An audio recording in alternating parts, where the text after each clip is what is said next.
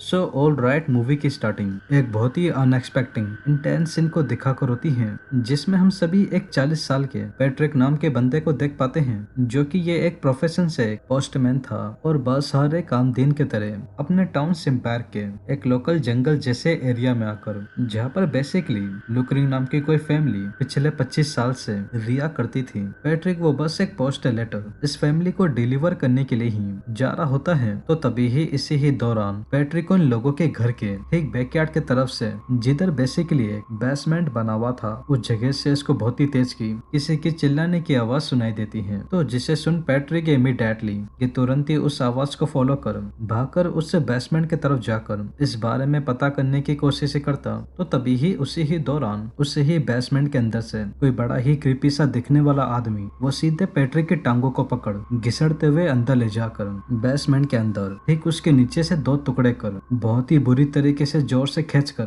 Patrick की पूरी body को बीच में से चीरते हुए फाड़कर मार डालता है।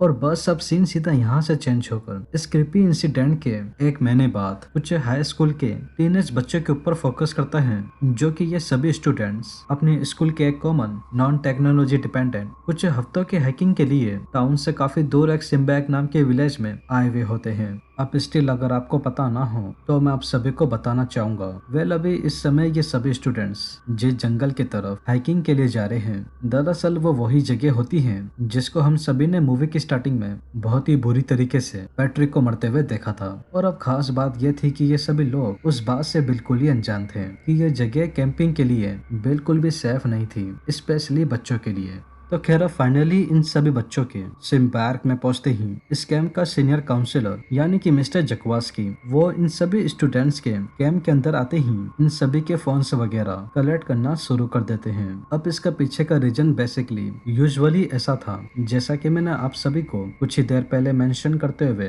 अच्छे से बताया था कि ये होल ट्रिप बेसिकली एक नॉन टेक्नोलॉजी डिपेंडेंट यानी कि एक काइंड ऑफ गैजेटलेस ऑफलाइन कैंपिंग पर पूरी तरीके से कम्प्लीटली बेस्ड थी, जिसमें आप चाहकर भी किसी भी हालत में या किसी भी कंडीशन में मोबाइल फोन्स का इस्तेमाल नहीं कर सकते, जो कि ये इस हाइकिंग का सबसे बेसिक और क्लियर रूल था। और अब ये बात अपने आप में ही इन टीनेज स्टूडेंट्स के लिए काफी ज्यादा फ्रस्ट्रेटिंग थी, क्योंकि अब इनको इस पूरे होल इंटायर हाइकिंग में बिना फोन के ही सफर करना था। तो बस उसी ही चीज को देखते हुए कैंप काउंसलर जकवास्की इन सभी ही बच्चों से मोबाइल फोन से लेना शुरू कर देते हैं। एनीवे सब सीन चेंज होकर सीधा रात की तरफ कैंप के बच्चों के ऊपर ही फोकस करता है, जिसमें ये सभी खाना खाकर कैंप फायर के पास बैठकर आपस में बातचीत करने के बाद अपने अपने सेपरेट कैंप पर लगाकर बस सोने के लिए ही जा रहे होते हैं। तो तभी ही इन बच्चों के सोने के कुछ ही देर के अंदर ही डेनियल, जिसको काफी देर से नींद नहीं आ रही थी, तो ये उठकर कैंप के पास ही मौजूद एक लेक के पास बैठकर सिगरेट वगैरह ही पी रहा होता है। तो तभी ही उसी ही दौरान एक बड़ा सा क्रीपी सा आदमी बड़ी ही चालाकी से बिना किसी के भनक पड़े वो सीधे डेनियल के पीछे आकर खड़ा हो जाता है। तो जिसे देख डेनियल के डर के मारे कुछ सोच समझने की या फिर भागने की कोशिश करता, तो तभी ही उससे पहले ये कृपी आदमी सीधे इसके स्लीपिंग बैग सहित कसकर पकड़कर डेनियल को उठाकर एक बड़े से पत्थर पे मारकर जान से मार डालता है। एनीवे सब सीन सीधा चेंज होकर नेक्स्ट मॉर्निंग कैंप के सीनियर मेंबर्स के ऊपर फोकस करता है, जिसमें काउंसलर बरैक ये इन सभी कैंपर्स को इकट्ठा कर डेनियल के अचानक से मिसिंग होने के बारे में बातचीत करने की कोशिश करती हैं, ऐसा पूछते हुए कि किसी ने लास्ट नाइट डेनियल को कैंप के आसपास देखा भी था कि नहीं। बट अनफॉर्चुनेटली इनमें से किसी भी बच्चे को डेनियल के बारे में पता नहीं होता। अब इसका रीजन क्या था तो वो हम सभी को लास्ट नाइट अच्छे से पता है। तो अब इस काइंड ऑफ ट्रिकी सिचुएशन को देखते हुए काउंसलर बरैक ये इन सभी बच्चों को अपने साथ इस पूरे आसपास के एरिया की डेनियल को ढूंढने के लिए छानबीन करने के लिए कहती हैं। तो वेल अब ये सभी बच्चे बराक की बात को मानते हुए छानबीन कर रहे होते हैं। तो तभी ही इन सभी की नजर इस जंगल के अंदर मौजूद एक पुराने से खंडर घर के ऊपर पड़ जाती है, जो कि ये वही घर होता है जिसको हम सभी ने मूवी की स्टार्टिंग में पोस्टमैन पैट्रिक को इसे ही घर के बाहर बुरी तरीके से मरते हुए बहुत ही अच्छे से देखा था। तो खैर मीनवाइल अब ये सभी इस घर को देखते ही डेनियल को ढूंढने के लिए बिना कुछ सोचे समझे सीधा इसके अंदर चले जाते हैं। तो फाइनली इस घर में आने के कुछ ही देर के अंदर ही काउंसलर बाराक और ये सभी बच्चे मिलकर इस घर के अंदर के बेसमेंट में जाकर छानबीन करने की कोशिश कर रहे होते हैं। तो उससे ही वक्त इन सभी को डैनियल की सड़ी हुई लाश दिखाई देने को मिलती है। तो जिसे देख ये सभी इस बारे में कुछ करने की कोशिश करते हैं। तो तभी ही वो ही क्रीपी सा दिखने वाला आदमी जिसने लास्ट नाइट डैनियल को मारा था, वो अचानक से ही अपने घर के अंदर आ जाता है।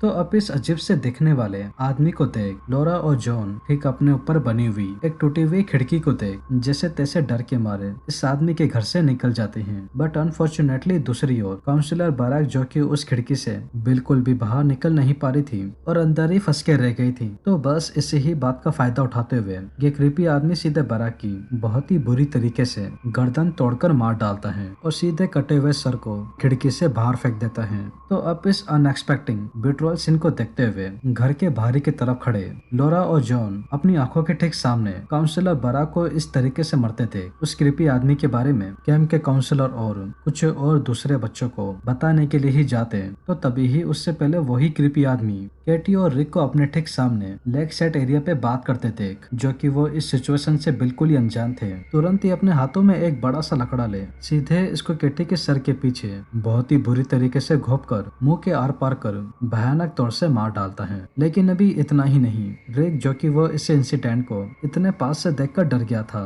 और अपने ठीक पीछे खड़े इस क्रीपी आदमी को देख डर कर इधर से भागने की कोशिश करता। तो तभी ही उससे पहले ही वो आदमी सीधे रिक के बालों सहित पकड़कर हवा में उठाकर अपने दोनों अंगूठों से उसकी दोनों आंखों को फोड़कर पास ही में खड़ी घास कटिंग मशीन में जैसे तैसे रिक की बॉडी को तोड़कर एक बहुत ही फैसिनेटिंग वे में मार देता है।